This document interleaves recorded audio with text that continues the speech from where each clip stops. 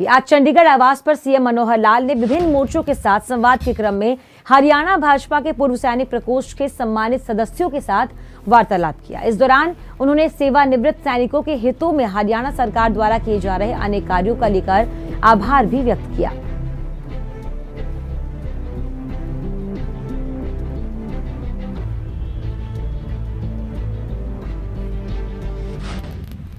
प्रधानमंत्री नरेंद्र मोदी ने video conferencing के जरिए एम्स नई दिल्ली के झज्जर परिसर स्थित राष्ट्रीय कैंसर संस्थान यानी कि एनसीआई में इन्फोसिस फाउंडेशन विश्राम सदन का उद्घाटन किया। इस कार्यक्रम में केंद्रीय स्वास्थ्य मंत्री मनसुख मंडाविया भी मौजूद रहे और इस दौरान पीएम मोदी ने कहा कि मेरा सौभाग्य रहा कि हरियाणा से मुझे बहुत कुछ सीखने को मिला है। जीवन के एक लंबे कालखंड में मुझे हरियाणा में काम करने का मौका मिला। मैंने वहां बहुत सी सरकारों को निकट से देखा है और अनेक दशकों के बाद हरियाणा को मनोहर लाल के नेतृत्व में शुद्ध रूप से ईमानदारी से काम करने वाली सरकार मिली। एक ऐसी सरकार मिली है जो दिन रात हरियाणा के उज्जवल भविष्य के लिए सोचती है। इन्फोसिस कंपनी ने जो बनाया है अपने सीएसआर फंड में से लगभग 100 करोड़ रुपए लगा करके, अब ये क्योंकि मरीज और उनके जो उनके साथ सहायता करने वाले सब लोग परिवार के लोग आते हैं, उनके विश्राम के नाते से एक बड़ी फैसिलिटी ये जनता को समर्पित की है।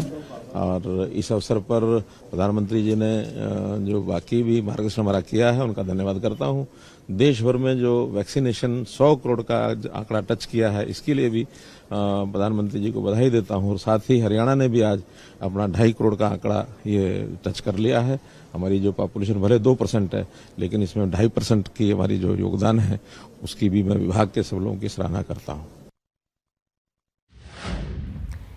हरियाणा सरकार ह्यूमन रिसोर्स मैनेजमेंट व्यक्त करते हुए मैं आज जब हरियाणा की धरती के लोगों से बात कर रहा हूं तो मैं जरूर कुछ और भी बात बताना चाहता हूं।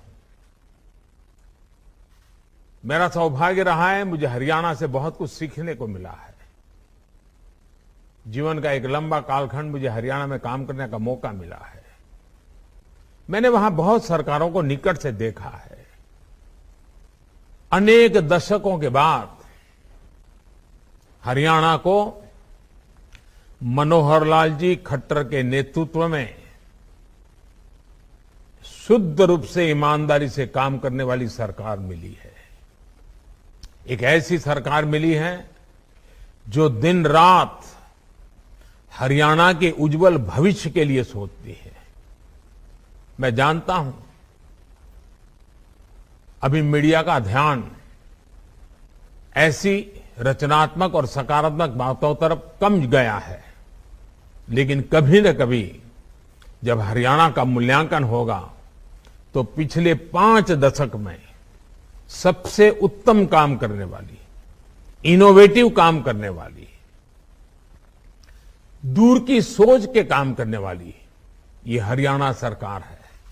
और मनोहर लाल जी को मैं सालों से जानता हूं, लेकिन मैं देख रहा हूं कि मुख्यमंत्री के रूप में उनकी प्रतिभा जिस प्रकार से निखर करके आई है, अनेक विविध कार्यक्रमों को जिस प्रकार से मनोयोग से वो करते रहते हैं, जिस प्रकार से वो इनोवेटिव कार्यक्रम करते हैं। कभी कभी तो भारत सरकार को भी लगता है कि हरियाणा का ये प्रयोग पूरे देश में लागू करना चाहिए, और ऐसे कुछ प्रयोग हमने किए भी हैं।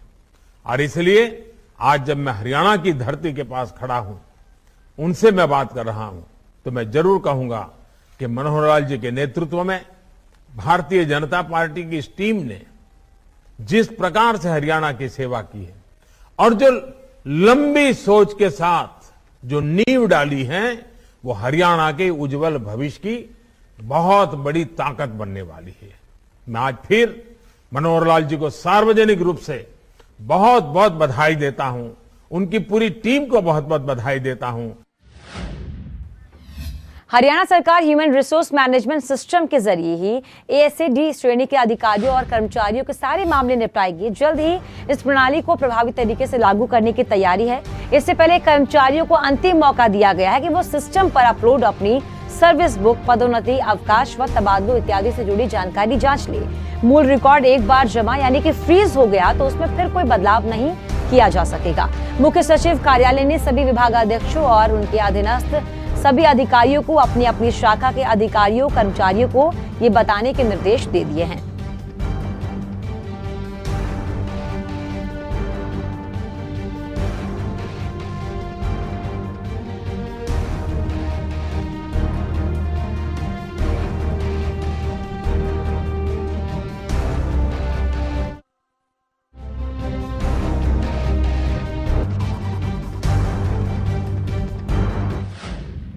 हरियाणा सरकार ने राज्य में पशुपालन को प्रोत्साहित करने के साथ साथ दुग्ध क्रांति को बढ़ावा देने का फैसला किया है और इसके लिए राज्य में 2 लाख नए परिवारों को पशुपालन से जोड़ते हुए उन्हें दूध का कारोबार करने के लिए प्रेरित किया जाएगा।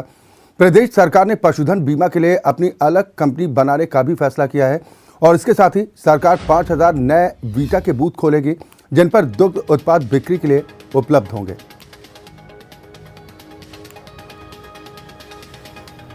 महत्वपूर्ण खबर आपको बता रहे हैं, दुग्ध उत्पादन से 2 लाख परिवारों को जोड़ेगी मनोहर सरकार। इसके लिए बाकायदा प्लान तैयार किया जा चुका है। हरियाणा की मनोहर लाल सरकार की ओर से बड़ा ऐलान किया गया कि अब गाय के गोबर से बनी खाद को किसानों तक पहुंचाएगी हरियाणा सरकार। प्रामाणिक तौर पर गाय के गोबर से तैयार करेगी खाद। दरअसल हरियाणा में डीएपी खाद की किल्लत को देखते हुए सरकार की ओर से यह बड़ा फैसला किया गया। विकल्प के तौर पर गाय के गोबर से जैविक खाद बनाने की योजना अब सरकार की तरफ से तैयार की जा रही है ताकि खाद की कमी किसानों को ना हो पाए। अब मनोहर लाल सरकार गाय के गोबर से खाद तैयार करेगी। अगली खबर रेवाड़ी से, जहां पर कांग्रेस विधायक चिरंजीव राव ने प्रदेश सरकार पर जमकर निशाना साधा। खाद के लिए कतारों में खड़ा है किसान। सरकार को कोई सरोकार नहीं रह गया। अगर पूरी मात्रा में उपलब्ध है खाद तो आखिर किसानों को कतार में क्यों लगना पड़ रहा है। कांग्रेस विधायक ने इसी के साथ प्रदेश सरकार से सवाल पूछा है। दक्षिण हरियाणा के दम पर बनी हरियाणा की सरकार, चिरंजीव राव ने दावा किया, फिर भी इलाके के किसानों के साथ भेदभाव किया जा रहा है। खाद के लिए मारामारी ऐसी ही कि किसान चोरी करने पर आमादा हो रहे हैं।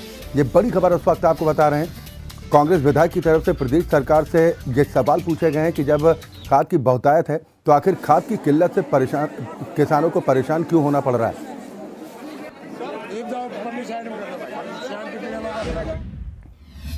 जम्मू कश्मीर से गुजरात के लिए राष्ट्रीय एकता का संदेश देने के लिए निकली जम्मू पुलिस की मोटरसाइकिल रैली आज अंबाला पहुंची, जहां पर अंबाला पुलिस की ओर से उनका स्वागत किया गया। आपको बता दें कि इस रैली में जम्मू कश्मीर के डीएसपी समेत 40 पुलिसकर्मी शामिल हैं। अंबाला पहुंचने पर जम्मू पुलिस के जवानों का अंबाला पुलिस की ओर से फूल मालाएं पहनाकर जोरदार स्वागत किया गया।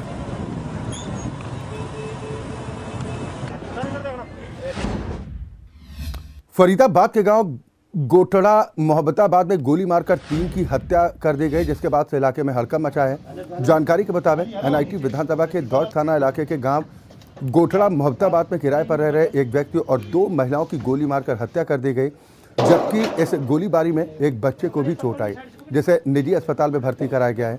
शुरुआती जांच में आपसी रंजिश की बात सामने आ रही है। मौके पर फॉरेंसिक टीम ने पहुंचकर तमाम सबूत इकट्ठा किए हैं। पुलिस ने तीनों मृतकों के शवों को पोस्टमार्टम के लिए सिविल अस्पताल भिजवा दिया है। पुलिस परिजनों के बयान दर्ज कर मामले की तफ्तीश में जुट गई।